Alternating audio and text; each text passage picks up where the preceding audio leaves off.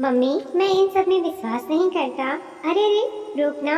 रमा ने एक बार जब फिर से राहुल से कार रुकवाई तो राहुल के मुंह से निकल पड़ा, ओह नो। सामने उसके वही चिर परिचित हनुमान जी का मंदिर था जिसको वह रोज यहाँ से गुजरते हुए देखता था। पहले यह छोटा सा मंदिर था, देखते ही देखते मंदिर ने भव्य रूप ले लिया था। बढ़ते ट्रैफिक और रोज जाम जैसी स्थिति पैदा होने के मद्देनजर रखते हुए सड़क को चौड़ा करने के लिए कई अवैध रूप से कब्जा की हुई इमारतें, छोटी मोटी दुकानों को हटा दिया गया। लेकिन इस मंदिर को छूने की हिम्मत किसी की न हुई। सड़क चौड़ी हुई, ट्रैफिक प्लान भी बदला, लेकिन यह मंदिर अपना जगह पर से टस से मस नहीं हुआ। हाँ, इसका स्वरूप बदलता रहा। मंदिर में एक के बाद एक भगवान की प्रतिमाएं स्थापित होती रहीं और मंदिर का आकार छोटे से बड़ा होता गया। एक विशाल काया हनुमान जी की प्रतिमा मंदिर के बाहर ऊपर स्थापित कर दी गई। बाईं ओर एक सड़क जाती और दाईं ओर दूसरी। रास्ता वन वे हो गया। वैसे तो मंदिर का मुख्य सड़क के दाईं ओर खुलता, लेकिन हनुमान जी की प्रतिमा सड़क के दो भागों में विभाजित करने वाले स्थान पर मंदिर के ऊपर स्थापित की हुई थी। सिंदूरी रंग के विशालकाय मूर्ति बरबस ही लोगों का ध्यान अपनी ओर खींच लेते थे। राहुल को जो बात सबसे ज़्यादा अखरती थी वह थी वो दो दुकानें, मंदिर की बाईं ओर शराब की दुकान और दाईं ओर चिकन कॉर्नर। रोज शाम को इस दो दुकानों में जितनी भीड़ उमड़ती थी उतनी भीड़ तो मंदिर में भी नहीं उमड़ती। बजरंगबली भले ही बल में अव्वल हो मगर लोकतंत्र के पैमाने में कहीं टिक नहीं पाते थे। सामने बड़ी सी हनुमान जी की प्रतिमा और उनके दोनों तरफ ये दुकानें एक अजीब सा विरोधाभास उत्पन्न करती थीं। शाम को मंदिर में होती आरती और शंखनाद की ध्वनि इन दोनों दुकानों में पड़ भीड़ से उत्पन्न कोलाहल में दबे के रह जाती।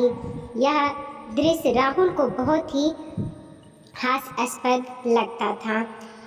हनुमान जी को क्या देखने को मिल रहा, यह विचार आते ही राहुल को हंसी आ जाती। कभी कभी तो मन करता राहुल का कि हनुमान जी की मूर्ति को कपड़े से ढक के इन दो दुकानों को यहाँ से हटा दे। इनमें से दूसरा विकल्प बिल्कुल भी संभव न था। उसी हनुमान जी के मंदिर के आगे रमा ने गाड़ी रुकवा दी। मुझे मंदिर में चलने के लिए मत कहना, राहुल ने अड़ते हुए कहा। भगवान हनुमान जी से भी आशीर्वाद ले लो। हनुमान की प्रतिमा को हाथ जोड़ते हुए रमा बोली। मम्मी, आप ये चौथे मंदिर जा रही हो, झुंझलाते हुए राहुल ने गाड़ी से उतरते हुए कहा। राहुल की बातों को अनसुना कर रमा मंदिर में भगवान जी के आगे नतमस्तक हो गई। राहुल उखड़ा सा खड़ा रहा। पापा की कार राहुल को मुश्किल से ही छूने को मिलती थी, कारण वो अभी भी राहुल को बच्चा समझते थे और थोड़ा डरते भी थे उसकी ड्राइविंग से। नौकरी पर लगते ही राहुल ने सबसे पहले अपने लिए कार खरीदी। मम्मी पापा मना करते रह गए। लाल रंग की नई चमचमाती कार घर में खड़ी हो गई। दूसरे दिन राहुल का अपनी नई कार चलाने की सारी खुशी और जोश उस समय ठंडा हो गया जब उसने बैग में अपना लंच बॉक्स रख कार की चाबी हवा में घुमाते हुए ऑफिस जाने के लिए निकलने ही वाला था कि रमा ने रोक दिया। पहले गाड़ी देवी माँ के मंदिर जाएगी, वहाँ देवी की पूजा और आशीर्वाद के बाद ही कार चलाएगा। मम्मी, इन सब में मैं विश्वास नहीं करता। अपनी नई गाड़ी चलाने को उतावला राहुल लापरवाही से बोला। मुझे कुछ नहीं सुनना, रमा ने अपना अंतिम फैसला सुनाया तो राहुल खींच गया। मुंह फुलाकर राहुल चाबी वहीं टेबल पर जोर से पटका और बिना कुछ बोले तेजी से ऑफिस के लिए निकल गया। क्यों बच्चे का मूड खराब करती हो? अखबार पढ़ते हुए सतीश जी बोले। आप तो चुप ही रहिए, आपको तो पूजा पाठ में कोई आस्था है नहीं। राहुल को भी वैसे ही बना रहे हो। कार की चाबी को कसकर पकड़ती हुई रमा बोली। इतवार को सुबह सुबह रमा ने राहुल को उठा दिया। मम्मी चाय तो पिला दो पहले, उनिंदा सा राहुल बोला। कोई चाय वाय नहीं, मंदिर में पूजा के बाद ही चाय नाश्ता करेंगे। जल्दी उठ और नहाकर तैयार हो जाओ, नहीं तो मंदिर में फिर बहुत भीड़ हो जाएगी। अधखुली आंखों से राहुल ने देखा, सामने मम्मी तैयार खड़ी थी। अभी सोने दो, रोज तो जल्दी उठना पड़ता है, बोलकर राहुल ने बिस्तर पर दूसरी ओर करवट लेकर लिफाफे अपने ऊपर तक खींचकर फिर से सो गया। कल ऑफिस कार से जाना है कि नहीं? राहुल के ऊपर से लिहाफ खींचती हुई रमा ने ब्रह्मसास छोड़ा। राहुल को पता था कि बिना देवी के मंदिर जाए माँ कार चलाने नहीं देंगी। कार चलाने की लालसा ने राहुल के अंदर एकाएक ऊर्जा का संचार कर दिया। एक झटके से उठा और जल्दी से नहाकर तैयार होने लगा। शहर से 40 किलोमीटर दूर मुख्य सड़क पर बना यह मंदिर अपनी प्राकृतिक छटा से यात्रियों का मन बरबस सी मोड़ लेता है। एक और विभिन्न किस्म के हरे भरे पेड़ों से आच्छादित पहाड़ियाँ और दूसरी ओर थोड़ी सी समतल भूमि पर निर्मित देवी माँ का मंदिर और पीछे विस्तृत क्षेत्र में फैली बरसाती नदी, जिसमें उथला पानी का स्तर। नदी के स्वच्छ निर्मल जल के छोटे बड़े सफ़ेद लष्टी रंग के गोल आकार पत्थर स्पष्ट दृष्टि गोचर होते हैं। कभी कभार हिरन व हाथी भी नदी के आसपास विचरित करते दिख जाते हैं। दूर सड़क से यह विहंगम दृश्य बड़ा रमणीक लगता है। इतवार होने की वजह से सच में मंदिर में बहुत भीड़ थी। मंदिर की मान्यता है कि नया वाहन लेने पर देवी से पूजा करवाने पर वाहन और चालक दोनों सुरक्षित रहते हैं। किस्म की चमचमाती ब्रांडेड नई 2 पहिया और 4 पहिया वाहनों की असंख्य गाड़ियां मंदिर के बाहर खचाखच खड़ी हुई थीं। ऐसा लग रहा मानो शहर के सारे शोरूमों की गाड़ियां यहीं एक साथ इकट्ठी हो गई हों। बड़ी मुश्किल से पार्किंग की जगह मिली। भिखारियों की अच्छी खासी तादाद मंदिर के बाहर मंडरा रही थी। जब भी कोई नई गाड़ी मंदिर के आगे रुकती, मांगने वालों की टोली उसकी को घेर लेती। दुआओं का सिलसिला चालू हो जाता। साहब आपकी गाड़ी सलामत रहे, ईश्वर खूब तरक्की दें। कुछ नई गाड़ी का नशा, कुछ दुआओं का असर। लोग दरिया दिली से इन भिखारियों को खुलकर रुपए दे रहे थे। अभी राहुल और रमा ठीक से उतरे भी नहीं थे कि भिखारियों ने उनको भी घेर लिया और शुरू हो गया उनका राग। अपना आपकी गाड़ी सलामत रहे, ईश्वर। यह क्या 10 रुपया? रमा ने जब 10 रुपये दिए तो भिखारन ने हिराकत से कहा, तो कितना दें? व्यंग से राहुल बोला, 100 रुपया। गाड़ियों की बढ़ती कीमतों के साथ साथ भिखारियों के भाव भी बढ़ गए थे। 100 रुपये पकड़ना है तो पकड़। जैसे ही रमा ने यह कहा, दूसरी भिखारन ने आकर लपक लिया।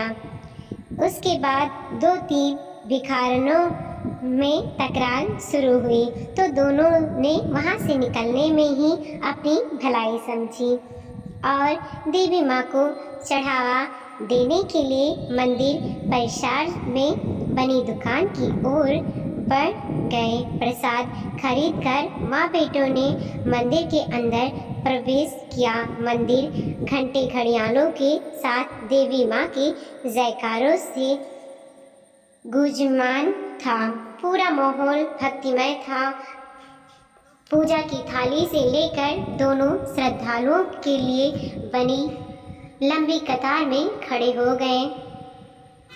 मई महीनों की गर्मी में लाइन में खड़े खड़े दोनों का बुरा हाल हो गया। मम्मी देखो ना कितनी गर्मी है, पसीना पोंछते हुए राहुल ने कहा। तभी तो मैं सुबह जल्दी उठने के लिए कह रही थी। गर्मी से बेहाल रमा बोली। लंबी लाइन धीरे धीरे आगे खिसक रही थी। पूजा के लिए लगी लंबी कतार मंदिर का दाईं ओर का हॉल दिखाई दे रहा था, जहां पर भंडारा चल रहा था। लोग पंक्तियों में बैठ भोजन का आनंद ले रहे थे। छोले, पूरी, तरकारी, हलवे की खुशबू पसीजी हुई थी। उसके पश्चात पंडित जी ने लाल चुनरी कार के साइड मिरर में बांधी काली हवा में तैर रहती थी। सुबह से खाली पेट राहुल को खाने को देखकर जी ललचाने लगा। उसका मन कर रहा था कि पूजा की पंक्ति से हटकर वह खाने की पंक्ति में बैठ जाए, लेकिन वह मन महसूस कर रह गया और बेताबी से अपने नंबर आने का इंतजार करने लगा। जैसे तैसे कार के दोनों की बारी आई। श्रद्धा से पूजा की थाली रमा ने पंडित जी को पकड़ा दी, जिसमें पुष्प, फल, मिष्ठान, श्रीफल, देवी माँ की लाल चुनरी और एक काली चोटी थी। पंडित जी ने पूजा मंत्रों उच्चारण के बाद सबसे पहले उनसे दक्षिणा रखवाई, प्रसाद दिया। फिर कार के पास आकर नारियल फोड़कर उसका पानी बोनट के ऊपर छिड़क दिया।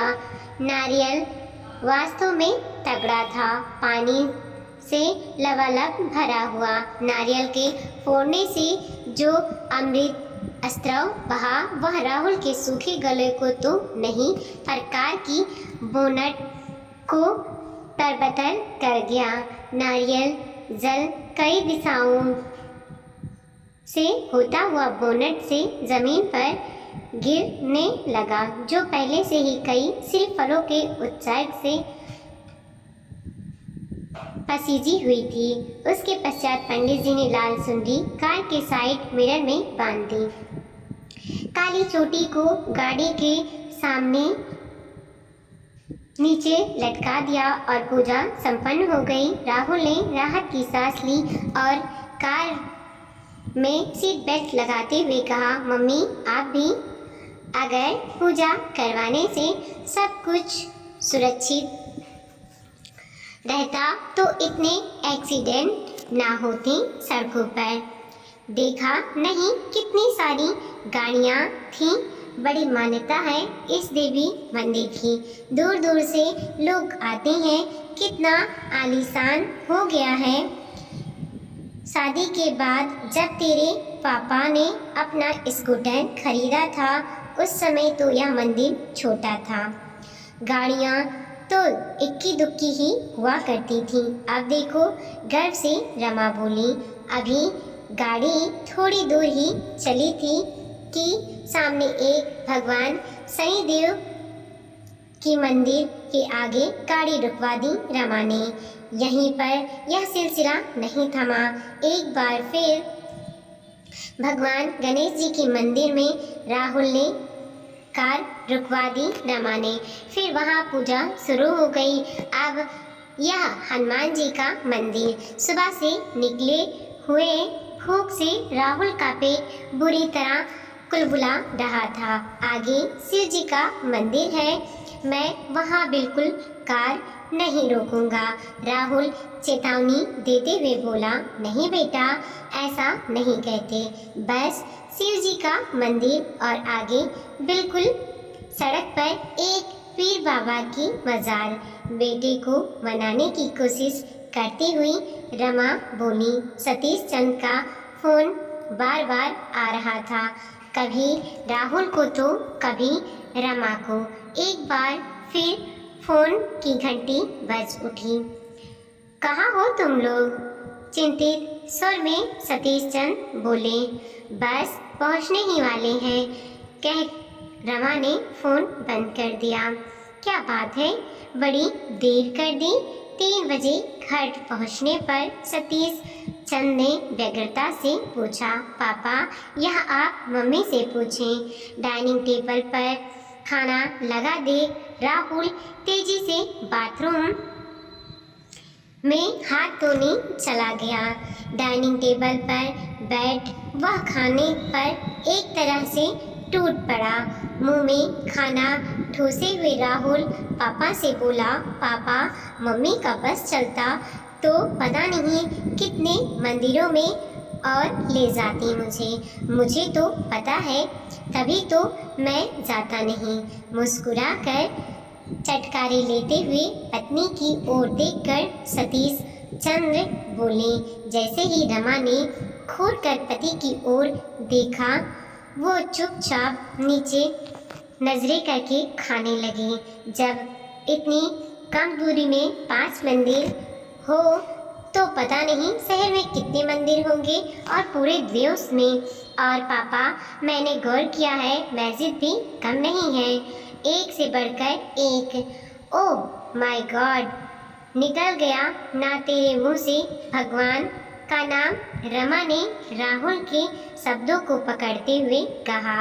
मम्मी, आप भी छोड़ो यह सब, खाना खाओ। अपनी मुस्कुराहट को दबाने का असफल प्रयास करती हुई वो बोले। शाम को रमा चाय और पकौड़े बनाकर लाई। आज वह प्रसन्न मना है। बातचीत के साथ साथ तीनों चाय के साथ पकौड़े का आनंद लेने लगे। सुनो जी, माँ का मंदिर इतना सुंदर बन गया है कि आप देखते तो दंग रह जाते। और तुमने उसी रास्ते में सरकारी स्कूल के उखड़ते प्लास्टर और उखड़ते फर्श को नहीं देखा? जिला शिक्षा अधिकारी के पद से रिटायर हुए सतीश चंद का दर्द छलका। राहुल के पापा रमा तो किसी और ही दुनिया में विचरण कर रही थी। आराधना स्थलों की चकाचौंध से अभिभूत थी। सतीश का कहा तो वह ग्रहण न कर पाई। भावतरिक में बोलती चली जा रही थी। देवी माँ का मंदिर इतना आलीशान हो गया है, आप पहचान भी नहीं पाओगे। सुना है मैंने कि आसपास के लोगों ने मंदिर के लिए जमीन दान की है। अच्छा, पर मैंने तो लोगों को सरकारी स्कूलों की जमीन का अतिक्रमण करते देखा है।